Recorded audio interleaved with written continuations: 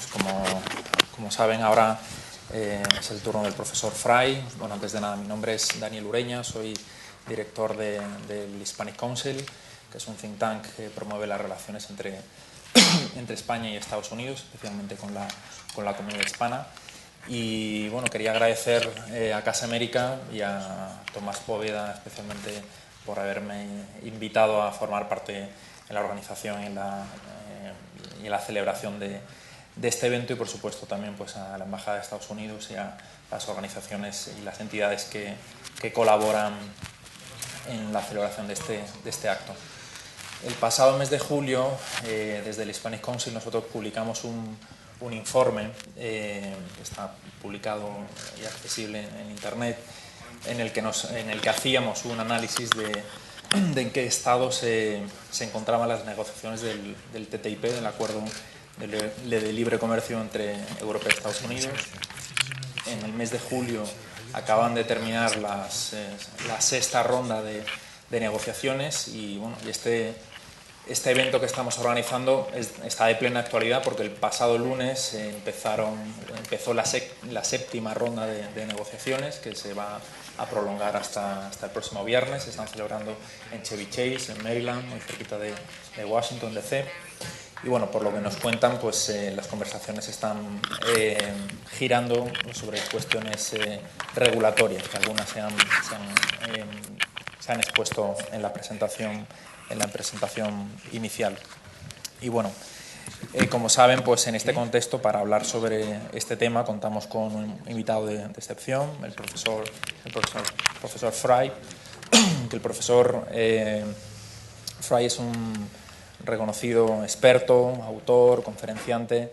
Bueno, pues sus áreas de especialización son el ámbito del comercio, la inversión, el desarrollo económico, y bueno, yo creo que es un placer poder contar con su experiencia y nos va a hablar sobre en qué medida puede afectar el acuerdo a las relaciones entre ambos países. El profesor Fry es profesor de Ciencia Política y profesor de estudios canadienses por la Brigham Young University. Recientemente ha sido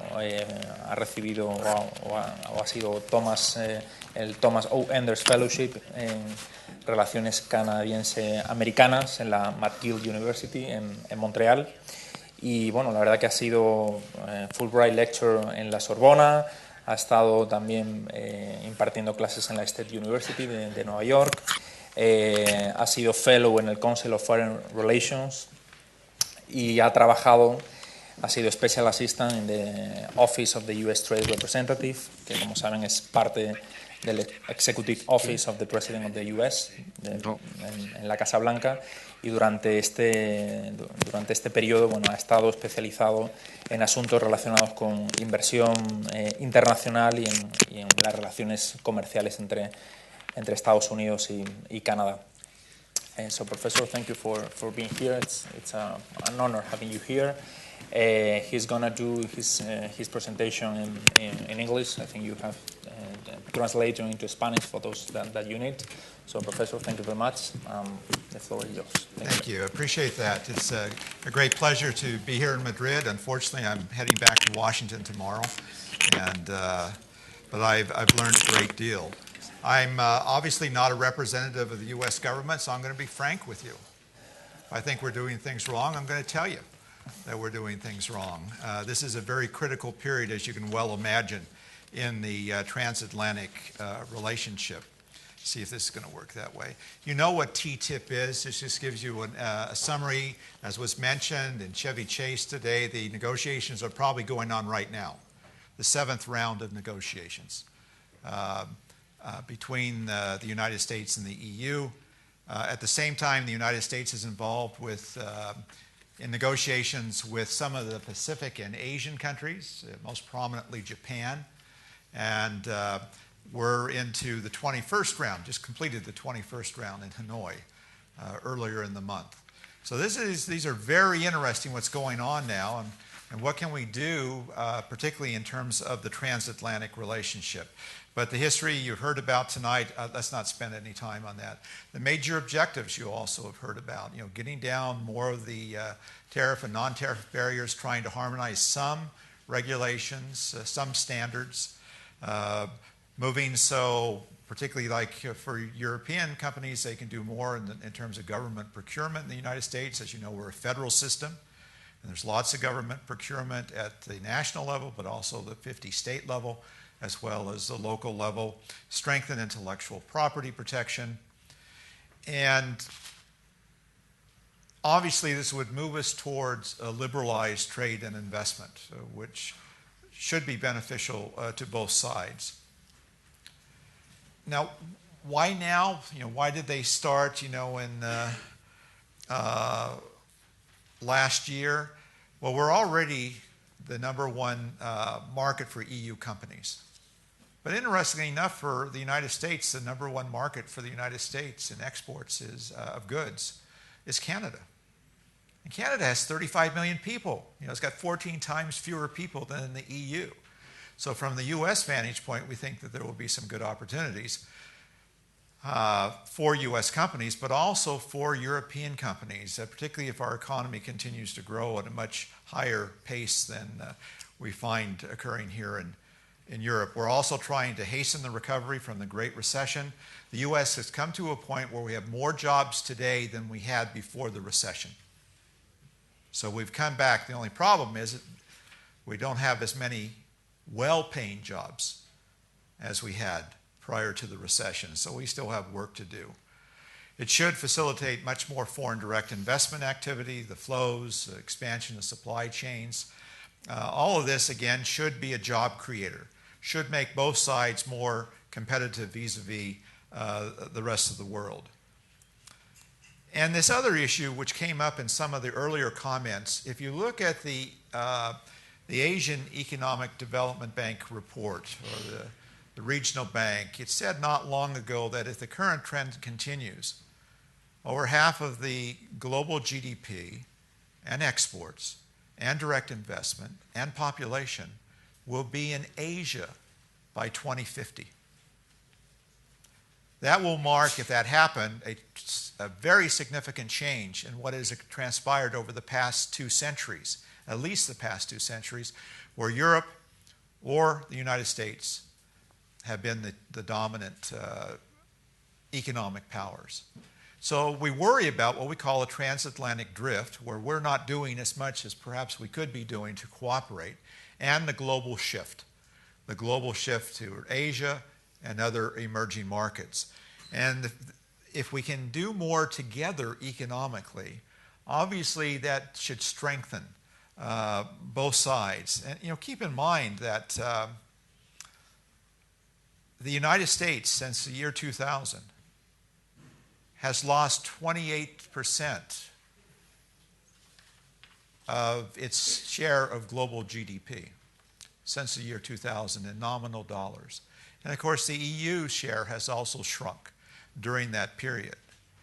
And so somewhere along the line, we've got to revive. We've got to become more competitive. And what better way to do it than to work more closely together and create the world's largest regional marketplace? What are the immediate prospects for approving TTIP? For the moment in Congress, not a chance. They're all very much focused on the November election. I've been meeting with several senators over the past few weeks and will continue to do so. And we have to get the elections out of the way. And as you know, the Republicans now control the House of Representatives. There's a little bit more than a 50% chance they will take control of the United States Senate. It's waffling back and forth. They have to pick up 6 seats in the Senate, and they're very close to doing that. It could go either way. If it's 50-50, the Democrats remain in control because the vice president can then vote when there's a tie vote. So this is the area everyone's focusing on right for the moment. In some of my private conversations, some of the Republican senators are saying, after the election, we think we can do more. because we don't want to do anything that will help the Democrats or President Obama up until the midterm election. But the day after, we start the presidential campaign. It goes on for at least 2 years. And it also means that President Obama is a lame duck president. He will not run for the presidency again. There will be no more congressional elections where he could use his coattails to try to help Democrats to win. And some of the Republicans are telling me then maybe we can work more closely with him on this particular deal. What we need to get is an extension to the president, once again, of fast-track authority, trade enhancement authority. And actually, there's a fair amount of support for that among some of the Republicans. If we can get enough Democrats on board, that would be good, because what that means, it really simplifies the process. If we can come to an agreement, then the president can send it to both chambers of Congress, and it will be an up and down vote, and it only takes 50% plus 1 to ratify, whereas a normal treaty takes a 2/3 vote in the United States Senate. And it keeps out of the process a lot of lobbying groups, special interests, that basically say, oh yeah, we want you to go along with this, but we want you to make this particular change or that particular change. There'll be some of that prior to the official sending of the agreement by the White House to Capitol Hill. But once it's up there, then they're going to be voting yes or no on the package that is finally sent up there. And that truly simplifies the process from our side. So maybe something will happen in 2015, we hope. Some are arguing it may carry over to early 2016. You don't go too far into 2016, because then you really get into presidential politics. And that tends to skew some of the discussion which will be going on. So for the moment, nothing. It's not a salient issue up on Capitol Hill. But next year, maybe into 2016, we might be able to do something if we get through our set of bilateral negotiations. And of course, on this side, it has to be passed too. It has to go through the European Parliament. It may have to go through all the national parliaments as well. And we've seen the May elections. We know that there are more Eurosceptics that were voted, but they're not a majority. I mean, that were elected to office, but they're not a majority. So there's challenges on both sides, no doubt whatsoever about that.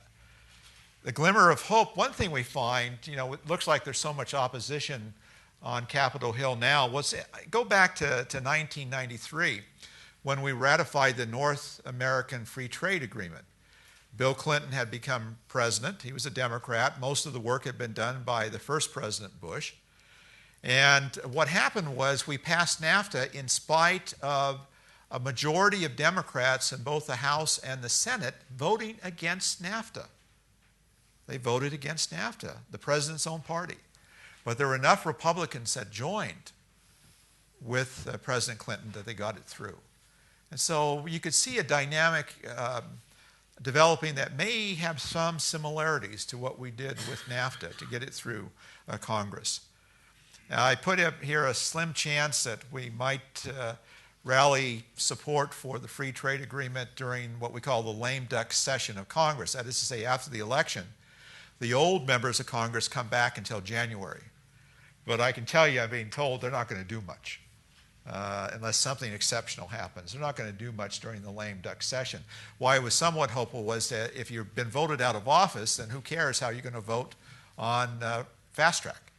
But I'm very doubtful now. I have a meeting coming up with Senator Reid, the Senate Majority Leader, in a few weeks. But I'm very doubtful anything will happen in terms of movement towards Trade Enhancement Authority during the lame duck session. And the other thing that stands out is in the Pew survey that came out at the end of last year, many Americans feel that the United States is waning in influence globally.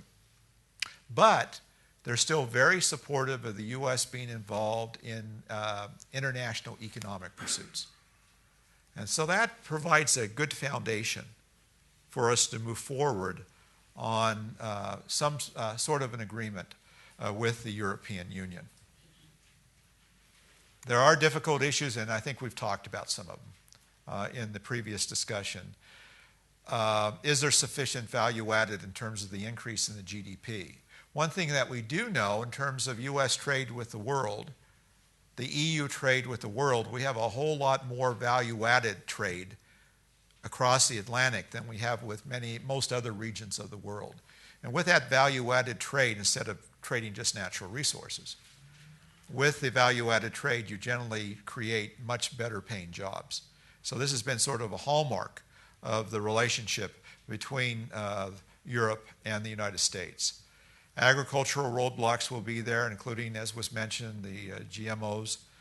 Some argue, again, good for multinationals. We had a response to that. I think of all the administrations that I've covered, when we've been looking at trade agreements, the Obama administration has been the most sensitive to feedback coming from small and medium-sized businesses, the SMEs. I think that's a step in the right direction. Is the timing right for the EU, which of course faces numerous internal issues, including slow economic growth and job creation? Well, hopefully it is. And there is concern about transparency, but at the end of the day, that agreement's going to come out. Everyone's going to know what it is. And if you want to see a blueprint for it, look at the blueprint that will come out on the EU-Canadian agreement. There's a model there. There's a template. Again, this was just signed. Still has to be ratified, but you're going to get some good ideas of what might be an agreement with the United States as you look at that agreement with Canada. So there is a template there that will provide some significant guidance. We have to overcome some rise in populism here, as well as nationalism, and achieving a consensus among 28 nation states is not an easy task, but that's your job. That's your job. On the U.S. side, we have different issues. And of course, the other thing that's sort of overhanging this is our overall unity. We know that NATO is involved and very concerned about Russian involvement in Ukraine. If you look at a map of Europe and the Middle East and North Africa, what you're finding is there's no U.S. on that map. There's no U.S. on that map. There's just Europe on that map, with Spain being as close to North Africa as any European country, geographically. We know Ukraine is a part of Europe. We know the Middle East is much closer to Europe than it is to the United States. And so there's a number of potential challenges on the horizon where we need to act together. And even though the U.S. is not physically close, to be able to work in harmony with our European allies will be extremely important. And to have an economic agreement will just be a step towards greater cooperation between the two sides of the Atlantic. And as I said as well, when we talk about the rules of the game in international trade and investment, they have come from the transatlantic region. But there are other players out there outside the transatlantic region that have different views of how trade should be conducted, about capitalism, about human rights, about individual freedoms versus collective freedoms. And so there's things that we have done over many, many decades that others consider not to be the wave of the future. And if we do well in the economic sector, that reinforces some of these time-honored principles that we identify with both capitalism and with democracy and representative government. And the other thing is, we sort of have reached an impasse in the World Trade Organization. And if we can come up with an agreement, I don't consider it to be an exclusive agreement. There's some of the things that we can accomplish, hopefully down the line, will strengthen the WTO. And we can move forward on a much more multilateral basis. I just have had a book published. The main thing here is The Pathway to Renaissance America. I'm arguing that in spite of the problems that we now face, the United States has the opportunity to move into a new phase of prosperity. It won't be easy. But it's there, and I put some of the laundry list of the strengths in the United States, and you see some of them here in terms of how big we are in a variety of categories. And moving on to the second page, we're creating now about 200,000 new jobs a month Now, that may not continue. You never know. There have been hurdles in the past. But another thing that really stands out is what we've done in energy. Over the past half dozen years, we have had tremendous gains in energy, to the point there have been months during 2014 where we produced more natural gas than the world's number one producer of natural gas, Russia. We produce more crude oil at times than the number one producer of crude oil in the world, Saudi Arabia. This is going to help us certainly in terms of our trade deficits, because energy has been a big part of our trade deficits. And we're now importing far less than we did just 2 or 3 years ago. And it may give us an opportunity. It will not be the panacea, but it may give us an opportunity if we can change some of our laws at home, where we'll be able to supply Europe, particularly with some natural gas. And if that would be the case, that will give Russia not quite the bargaining chip that it has had, because it is such a tremendous supplier of natural gas to Europe. In addition, our entrepreneurship is still very, very strong. I have looked at what has happened since 2000. It's been a tough time. We had 9/11. We went through the Great Recession, things like that. We've really a tough time. But I rank it as the 12th most significant problem that we've ever faced in our history. The good things are it's only 12th. And the other good thing, the other 11 we overcome. We're resilient, we're adaptive. And I think we may be headed in terms of what we're doing in energy, as long as we continue to develop renewable energy at the same time as we're doing this, the fossil fuel-based energy, then we can do very well there. We're attracting more manufacturing now, in part because our energy prices are so low. And we may have a fairly significant economic period of economic flourishment in the not too distant future. And if that happens, if we become more affluent, that's going to help European companies. Because if you know the American people, we like to consume and we don't save a whole lot. We've actually had years where we had negative savings rates. So we are very much a consumer nation. Most of our GDP is linked to consumption. And if we do well, particularly if it filters down, seeps down to the middle class, then that means that we're going to become an even more attractive market for European producers. So I can see some light on the horizon. The recent positive events you're well aware of. The stock market near a record high, up 25% in 2013 alone, up in 2014 as well. Unemployment rate at 6.1%, with again about 200,000 jobs created in recent months. 52 straight months of job growth. Lowest unemployment rate in 5 years in the United States. Home prices are up. Many fewer owners are what we call underwater, owing more on their mortgage than their house would sell for today.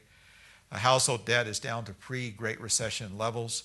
Government deficits have fallen down to the range of have fallen over $400 billion. We still have a deficit, but not nearly as great as a couple of years ago. Government revenues as a percentage of GDP up. Government expenditures as a percentage of GDP down. That's headed in the right direction. U.S. troops withdrawing from Afghanistan, and even with this agreement signed just in the past couple of days, we will have somewhat fewer than 10,000 troops in Afghanistan starting next year. That's a big decrease from what we've had in the past. So for economic reasons, that's going to be good for the U.S. So these are very positive signs if we can come up with the agreement between the EU and the United States. And again, as I said, as an energy giant, you can see some of the trends there. And our natural gas prices, of course, are lower, significantly lower than prices here. And that will help expand our manufacturing base, particularly in energy-intensive areas. But again, maybe we'll be able to begin to export some of this largesse that we've enjoyed in the energy sector and be of greater help to our allies here in Europe. The world is being transformed in this new book. I go into that. You can see on this list how international events are impacting us at the local level in the United States. We just had it You know, yesterday with the announcement of the first Ebola case in the U.S., someone traveling by airplane from Liberia to the U.S. and then came down with Ebola. I mean, these are things that happen. The world is changing dramatically. And I argue that there's what I call a triple combination underway of globalization, unprecedented technology change, and the Schumpeterian notion of creative destruction that's going to be more evident than ever before. Change is going to be rapid than ever before. And how are we going to fare? Will we maintain our competitive edge? That's a big question down the line. This gives me some hope. This is a map of the United States at the end of 2013. I don't know if you can see it from where you are, but I do not have a state on that map. What I have is a country that produces the same as the state every year in goods and services. This is a large, diversified, dynamic economy. My permanent home is in the state of Utah. It has fewer than 3 million people. But we produce as much as Bangladesh does every year with many times the number of people. Our lowest unemployment rate is not along the bicoastal region of the Atlantic or Pacific. It's in the interior of the U.S. It's the Dakotas. It's Nebraska. It's Utah. And you notice California has been on a rebound. It now ranks as the 8th largest national economy in the world. It's been moving forward. Now, Spain, you might ask, I've been getting this question. Spain is the world's 13th largest economy, according to the World Bank, and it is larger than Australia down there, Texas. It's actually larger than Australia and also New York. But this shows you, again, how dynamic this economy is and how well potentially it can do in the future. And having an agreement between the EU and the United States, I just think will spur on growth. It will be gradual. Will spur on growth and investment and make both entities, both sides of the Atlantic, more competitive as time goes on. And what I really, let me finish with this. What I'm hoping actually down the line is maybe we'll have a freer trade or freer investment agreement between the EU and NAFTA. We sort of have put NAFTA on the back burner in the United States, particularly Washington, ever since 9/11. We've thickened the borders. We've done some things which I consider have actually hurt us more than helped us. But Canada has now completed its agreement with the EU. Mexico has had an agreement for a number of years. So the missing link is the United States. And if we could, the world's largest regional economy is now NAFTA. Last year, 475 million people and produced about $20 trillion in goods and services. And then the EU is the world's second largest regional economy. If we put the two together, then we have about 1 billion people. And we have an annual production of over $37,000 billion a year, $37 trillion. So there's a lot of potential there, and I don't consider this to be a closed system.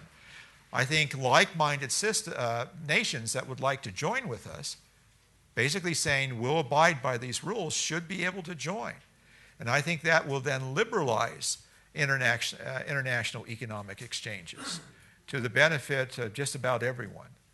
That's my hope. So it's not just the U.S. I'm hoping that we'll even think beyond that, where we can become much more competitive and more prosperous. So you have my notion of what's going on now. We'll have to be patient. We're moving forward, as you know, with the negotiations with Asia Pacific. We're on the 19th round. You know, that's a lot more than we've had with the EU. But I do believe that this is going to be manageable. I'm not saying it's going to be easy. It will be manageable. And we can move forward in the next year or so. So the future, 2015, will be a critical year for TTIP, maybe going into 2016. Prospects for approval in Congress will improve after the November elections once we have an agreement.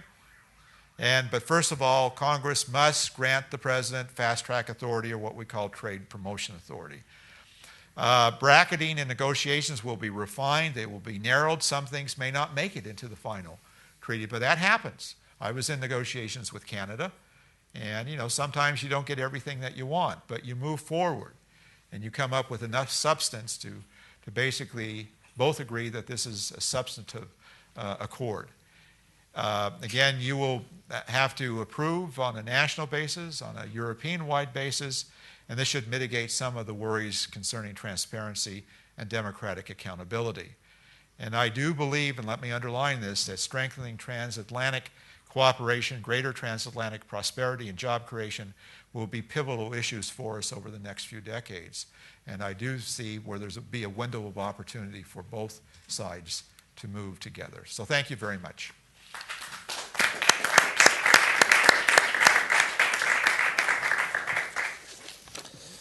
Okay, thank you, Professor, for your presentation. We have learned many interesting things of the TTIP. I think we have some time for questions. If you are interested in doing any question, please raise your hands. In Spanish is fine.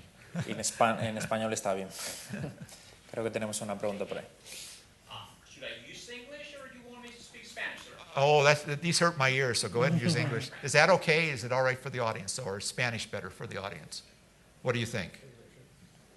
I think English is fine. Okay, very good. It's both an honor and a privilege to have you with us tonight. Two items. The first one concerning energy. And I'm still curious about your take, about your views on the reluctance by USTR to have a separate energy and raw materials chapter in TTIP at this stage.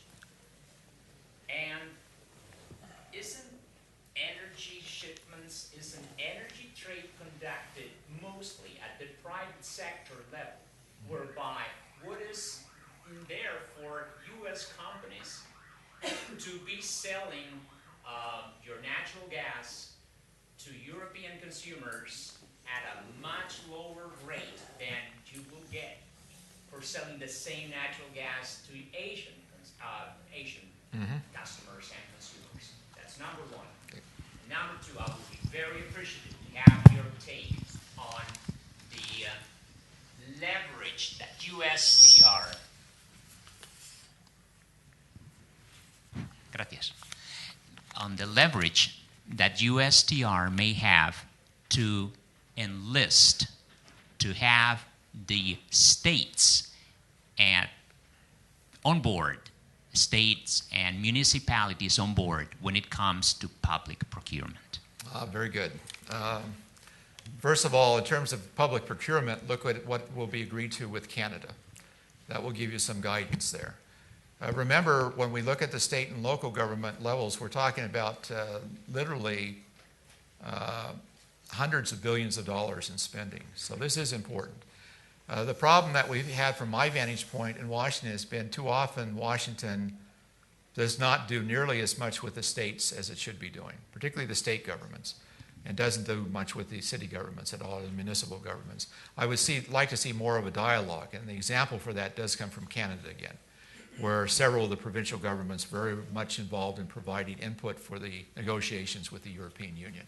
We lag on that, and there should be more done. If anything, I believe that our federalism has become more centralized, and somewhere along the line we have to look at listening more intently to the 50 state governments. And so that's a problem on our part. And I would like to see that changed. But don't hold your breath yet, okay? But that's a concern. Yeah, I can understand that. I can understand that. In terms of the energy, as you know, USTR is a little bit reluctant because we have a series of laws there in place. As you know, particularly when it comes to crude oil, we have restrictions in place. When it comes from natural gas, it's going to be a little bit more easier, but we have to go along with or begin to develop the LNG facilities, which of course are very expensive to build. And we have to make sure that we have a secure and long-range commitment from those who will be buyers. And I think that's what we're looking for the moment. And you're right about, the Asian demand is there, and so they're being slow, I think, because of the laws that are there, the encumbrances, and also will the markets be secure and long-lasting for the private sector to go in and basically invest billions in infrastructure development that will allow us to ship the LNG overseas. I, by the way, am a supporter of the United States going ahead with the Keystone XL pipeline from northern Alberta to the refineries in Texas and Louisiana. I think this is going to be important because if you put Canada and the United States, and now under Peña Nieto in Mexico, with finally opening up the possibility of modernizing the energy sector, you will have 3 very significant energy superpowers. And if we can work together in that area, you can see that North America may be able to export more, particularly natural gas and also maybe moving over to crude oil.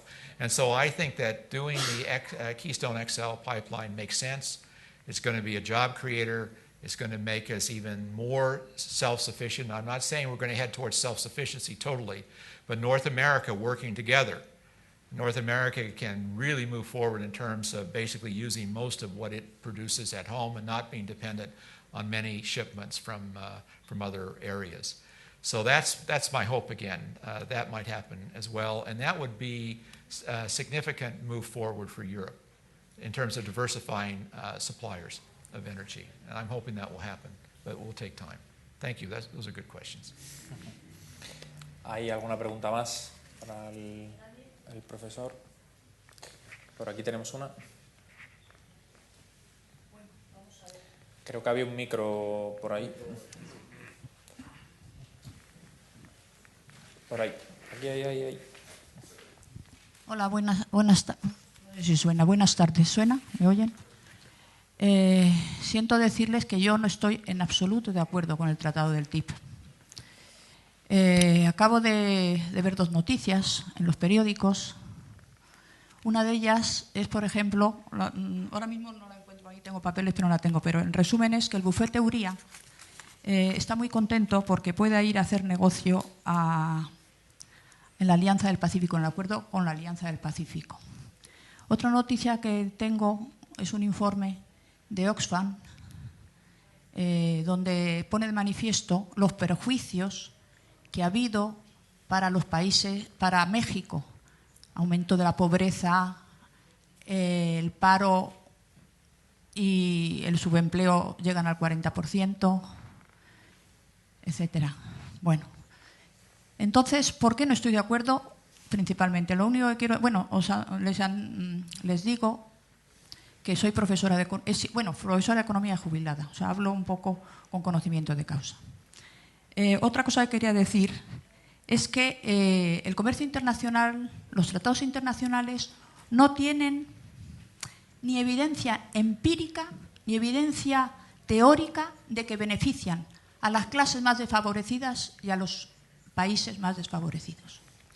Yo, si ustedes son economistas y están interesados por el problema, les invitaría a que miraran el informe del PNUD, de Naciones Unidas, o el informe del Banco Mundial o de la CEPAL.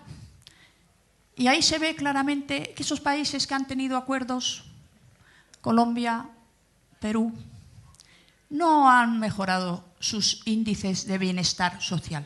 Sin embargo, esos otros países que por aquí hace un ratito llamaban que eran populistas, miren ustedes en las estadísticas y podrán comprobar cómo se ha reducido enormemente la pobreza, la desigualdad, las enfermedades, los niños menores de 5 años que mueren por falta de asistencia. Bueno, entonces, ¿en qué se basa la teoría del comercio internacional? Desde el punto de vista científico, que no tiene consistencia. Pues la mayor teoría que tienen es la teoría de la desventaja comparativa de David Ricardo, que es un cuentecillo donde pone el ejemplo de 2 países, como si en el mundo no hubiera más que 2 países, que trabajan con 2 productos, el paño y el vino, y que además trabajan con pleno empleo. Y de ahí saca las consecuencias, los actuales que defienden esas teorías, que eso es bueno para todo el mundo, con un ejemplo pequeño que no tiene ninguna consistencia científica. Le pido, por favor, concreción, que llevamos... La concreción es que este acuerdo es un acuerdo que se hace para beneficiar a las grandes multinacionales y que, por supuesto, hay un principio en economía que lo admitimos todos, los que piensan de una forma y los que piensan de otra, que es lo que se llama el flujo circular de la renta, que quiere decir que el valor de la producción tiene que coincidir con las rentas que producen, las rentas de aquellas personas o de aquellos factores de la producción que intervienen en el proceso productivo.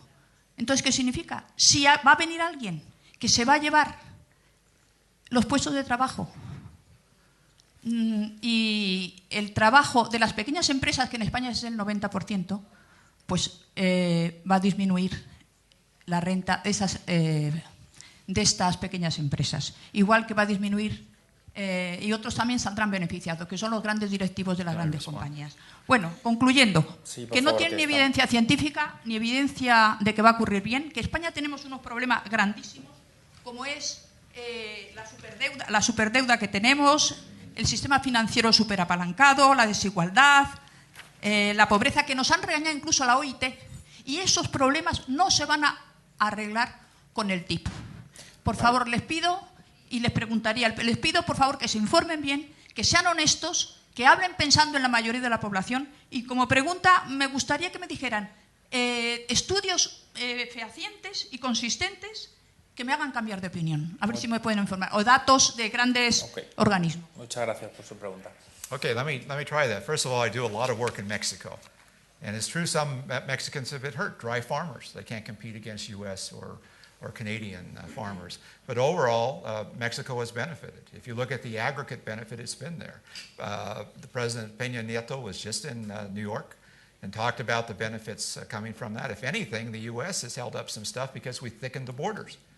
And that was at the expense of trade and investment. What we need to do is to liberalize more.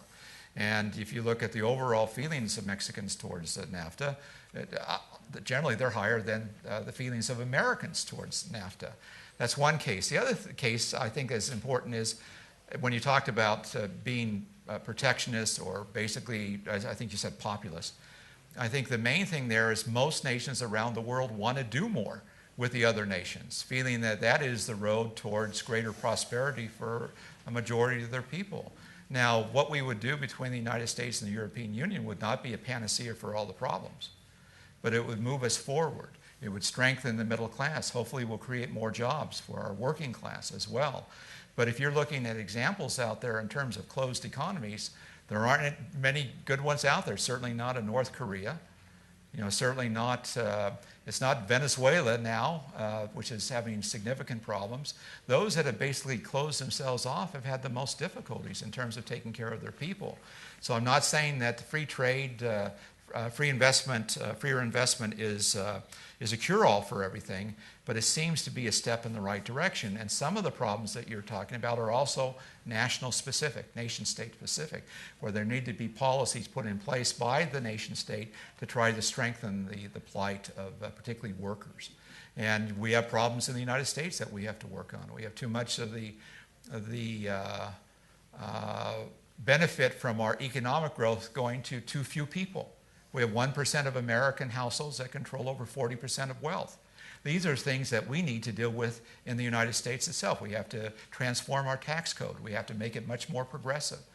But I don't find the blame to be on the international agreements. If you have a growth in the economy, if you're respectful of environmental issues, then that's probably the best way forward. Not a perfect way, but the best way forward. So that would be my response to what you're basically saying, don't do it. And my notion is it looks like a step in the right direction, and it's much better than turning inward. See, what I worry about, what you're talking about, I worry about the United States turning inward. I worry that as Americans think that we're becoming less influential, we made mistakes in terms of wars in Afghanistan and Iraq, that they're saying, well, we're spending too much money out there. We're rich at home. We have this natural resource base. We have the energy. Let's take care of our problems. Let's turn inward. We can't afford it. No one can afford it in this day and age because the world's become so much more interdependent, so much more vulnerable to what transpires outside of one's borders, that we have to work together to solve problems. No nation, even a superpower, single-handedly can turn inward and say we'll be better off. We tried it. We tried it in 1930 with Smoot-Hawley, the Tariff Act. We said, we'll take care of ourselves. And what we lost eventually was over 20 years of economic growth. 20 years of international commerce to start off with, and then 20 years of economic growth. So we've tried it in real time, in the real world, and it was a disaster for us. So that's why, with all its imperfections, I think that the notion of liberalized trade and investment with governments safeguarding the well-being of their own people, that's probably the best combination to move forward. So that's the best response I can give to you. Thank you for your intervention. Okay. Thank you, Professor, for your answer.